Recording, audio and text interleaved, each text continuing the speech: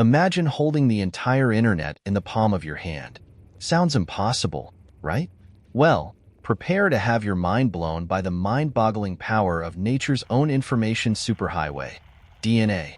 In a world where we're constantly amazed by technological advancements, from cloud computing to quantum processors, there's an unsung hero that's been quietly outperforming our best inventions. Tucked away in the nucleus of every living cell, DNA isn't just the blueprint of life.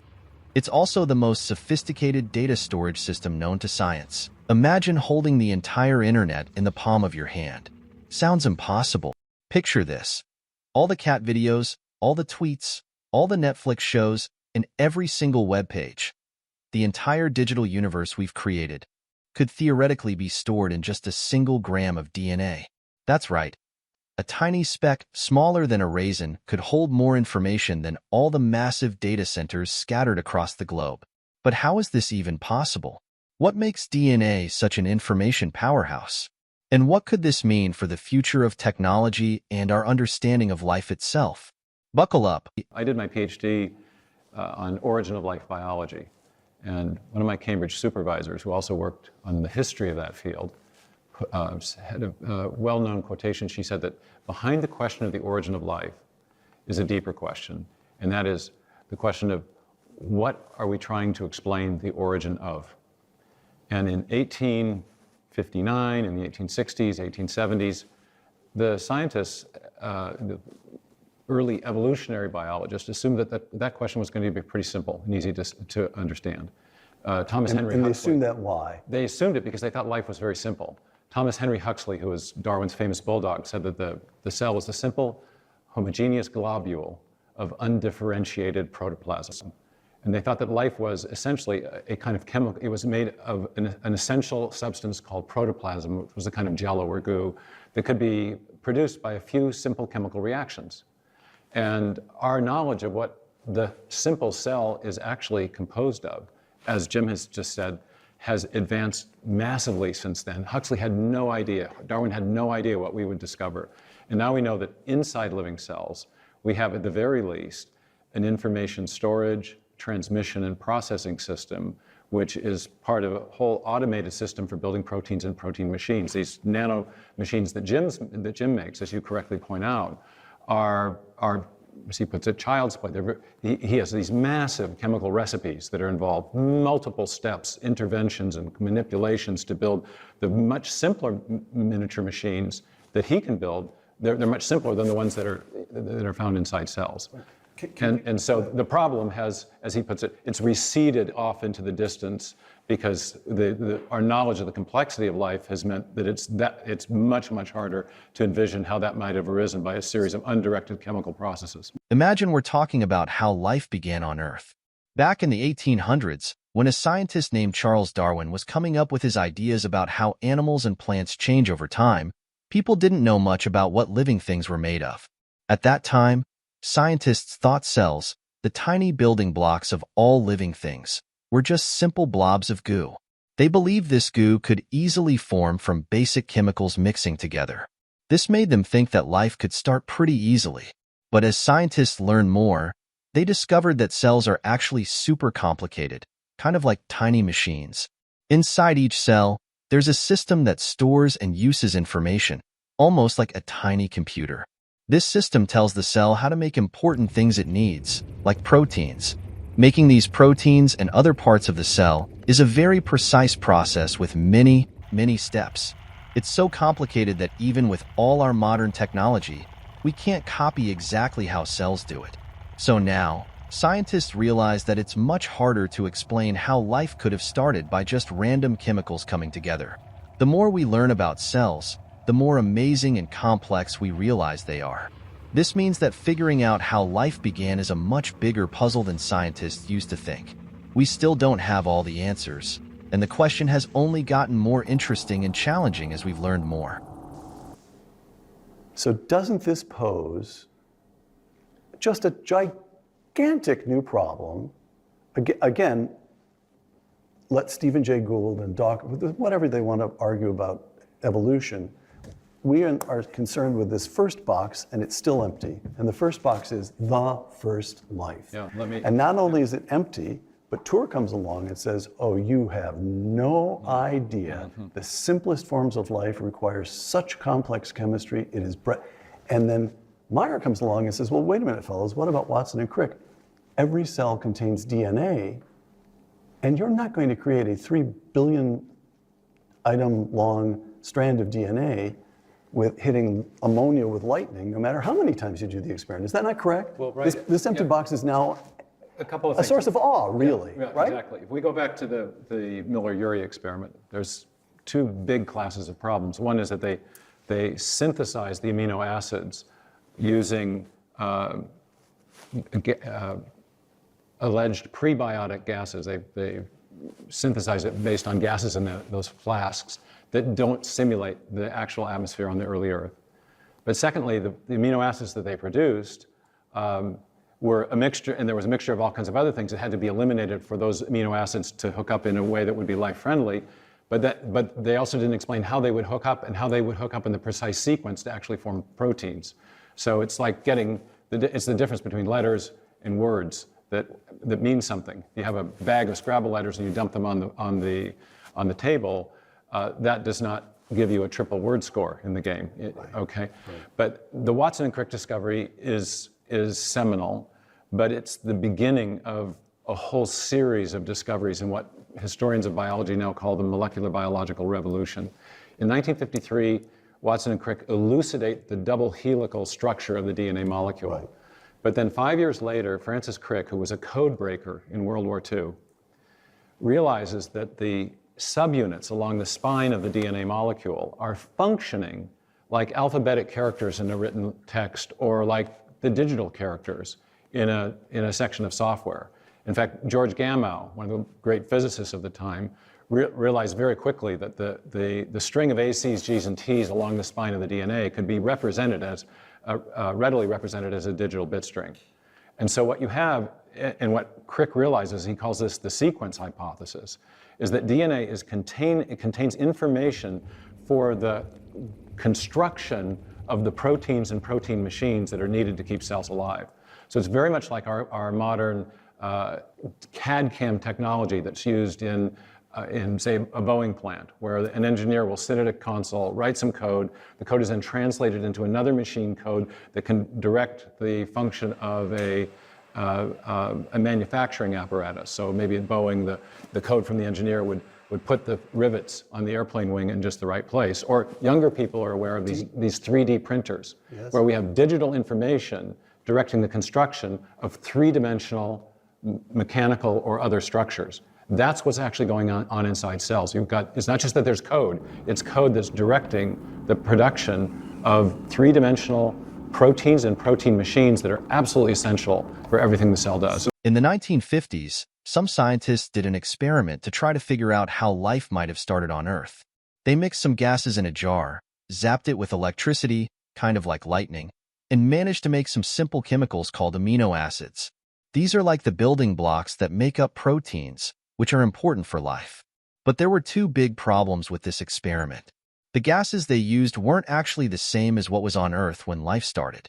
Even though they made amino acids, these were all mixed up with lots of other stuff. Think of it like this. Imagine you have a bag of letter tiles from a word game. If you just dump them on a table, you won't automatically get words or sentences. In the same way, just having amino acids doesn't mean you'll get proteins or living things. A few years later, scientists figured out what DNA looks like. It's shaped like a twisted ladder.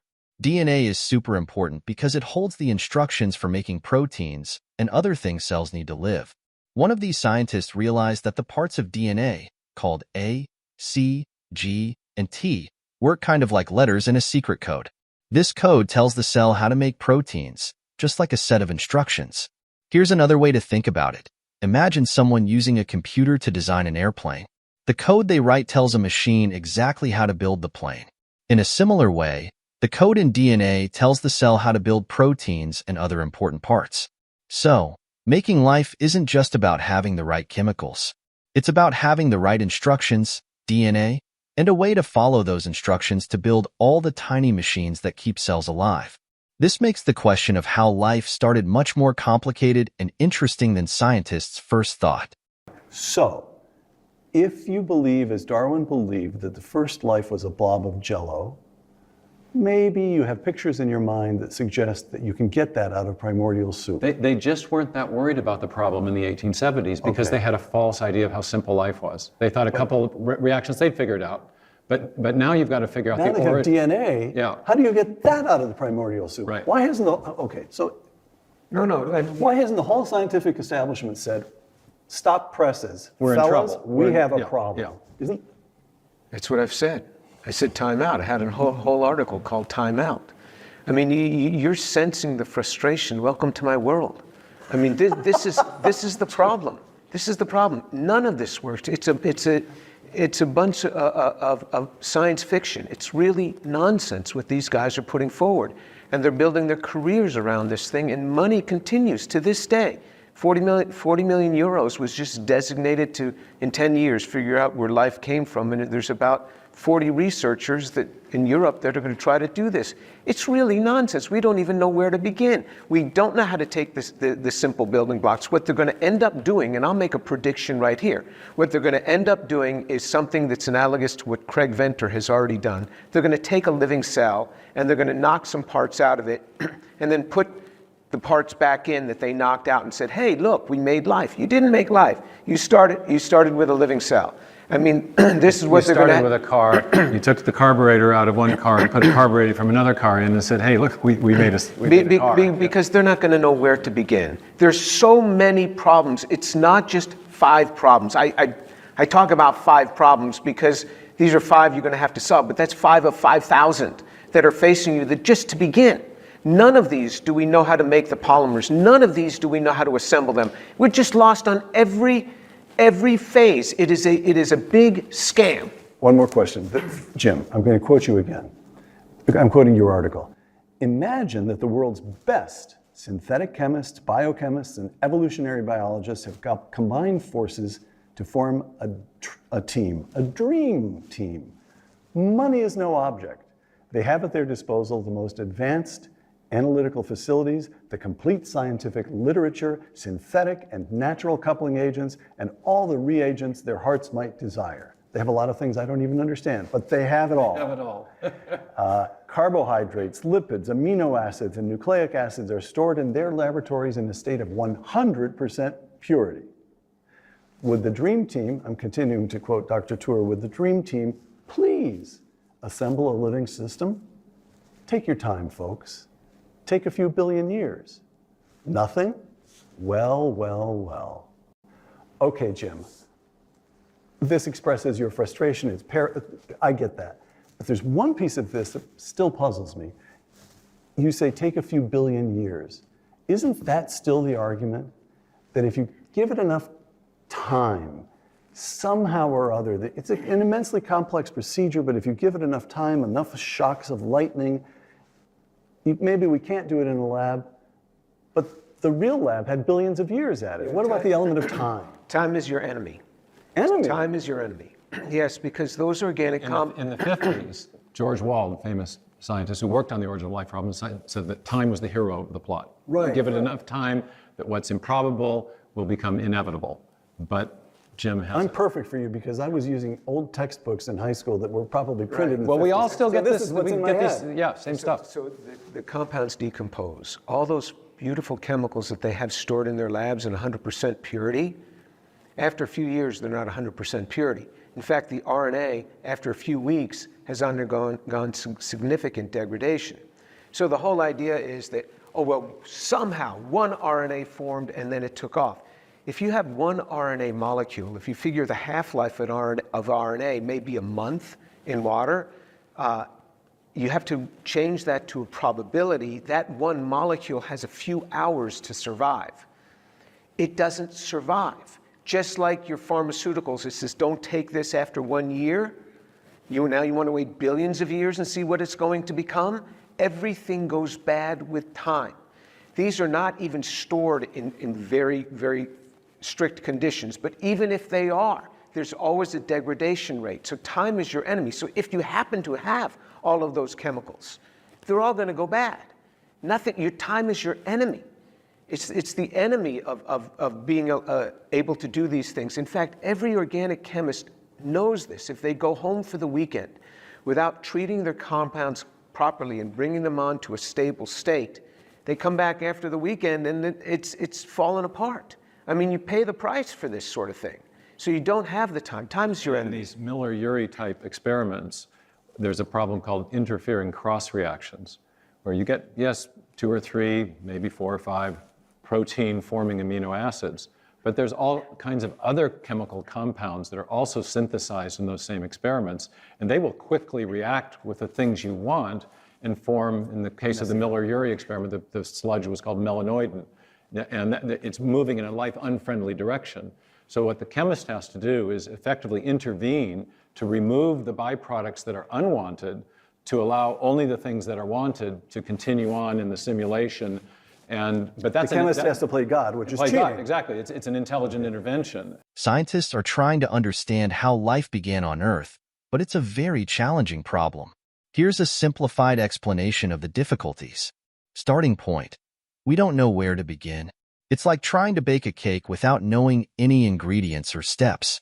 Misleading experiments. Some scientists modify existing life and claim they've created life.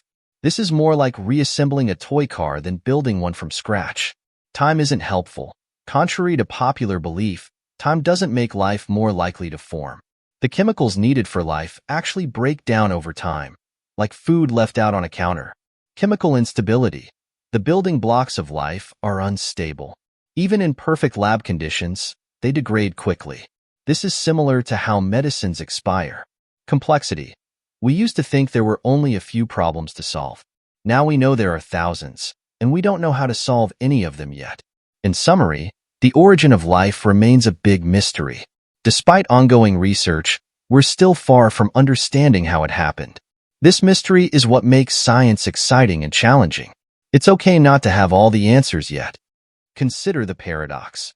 How can something as grand as the universe, with all its complexity and order, emerge from nothingness and chaos without a guiding force?